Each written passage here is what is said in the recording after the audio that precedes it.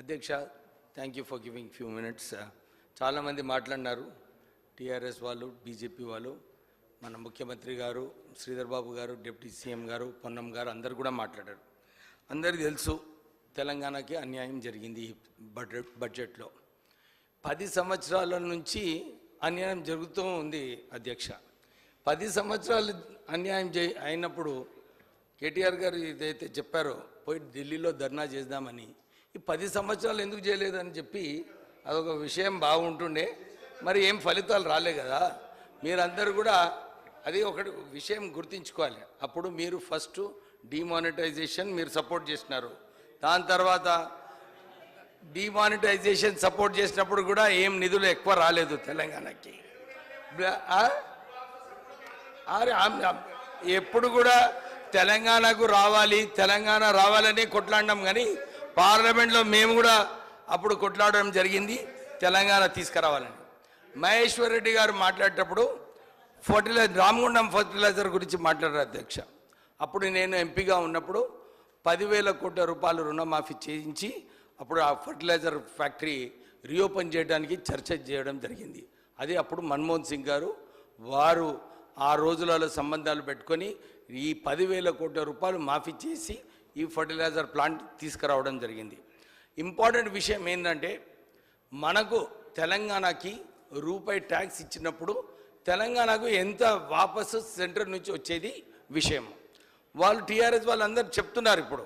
అప్పుడు కూడా కేవలం ₹1 మనం ట్యాక్స్ పే చేస్తే మనకు వచ్చేది కేవలం 27 రూపాయలు, 27 పైసలు. ఆంధ్రాకి ఆ రోజులలో 45 పైసలు వాళ్ళకు వచ్చింది ఆంధ్రాకి.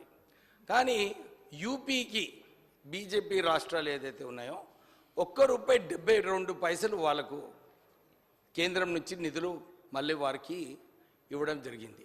ఇంతే ఈరోజు మా మంత్రివర్యులు శ్రీధర్ బాబు గారు ఇదే ప్రస్తావన పెట్టినారు. అరే మీరు ఏదైతే హక్కు ఉన్నదో తెలంగాణకి నిధులు రావాలో మనం అందరం కలిసి కొట్లాడి తీసుకొద్దామని చెప్పి ఈ డిస్కషన్ స్టార్ట్ అయింది అధ్యక్ష.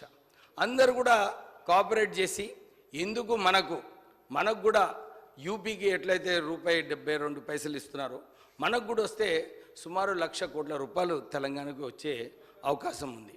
మనం చూసినాం ఈ బడ్జెట్లో కేవలం రాహుల్ గాంధీ గారు ఏదైతే ఢిల్లీలో చెప్పినారో ఇది సీట్ కోసం, ప్రైమ్ మినిస్టర్ పదవి కోసం కొన్నట్టు కనబడుతుంది.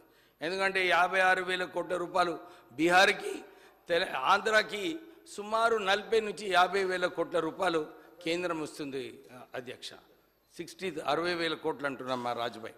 అంటే ఇన్ని నిధులు ఓన్లీ 2 రాష్ట్రాలకు ఇచ్చినప్పుడు మన తెలంగాణ ఏదైతే బ్యాక్వర్డ్ ఉందో దానికి ఎట్లా మనం అందరం కూడా కొట్లాడి తీసుకొచ్చుకోవాలి. ఎందుకంటే ఇప్పుడు కొట్లాడుకుంటే నడవదు అధ్యక్ష. మనమందరం కూడా కలిసి కొట్లాడినప్పుడే ఈ నిధులు ఏదైతే మన హక్కు ఉన్నదో, ఎందుకంటే యూపీలో చూస్తున్నాము ఇన్ని వేల కోట్ల రూపాయలు ఎక్కువ, ఎందుకంటే వాళ్ళు సుమారు ₹1,00,000 కోట్ల రెవెన్యూ వాళ్ళకు, కానీ వాళ్ళకు వచ్చేటి సుమారు 2,00,000 కోట్ల రూపాయలు. వారు అక్కడ బీద ప్రజలకు గ్యారంటీ స్కీమ్స్ అన్నీ కూడా ఇంప్లిమెంట్ చేస్తున్నారు. మనకు కూడా తెలంగాణకి ఈ ఎక్కువ నిధులు వస్తే మనం ఏదైతే ఇంతకుముందు బీద ప్రజలకు గ్యారంటీ స్కీమ్స్ ఇచ్చినామో ఇవన్నీ కూడా ఒకటే తొందర సమయంలో ఇంప్లిమెంట్ చేసుకోవడానికి అవకాశం కలుగుతుంది అధ్యక్ష.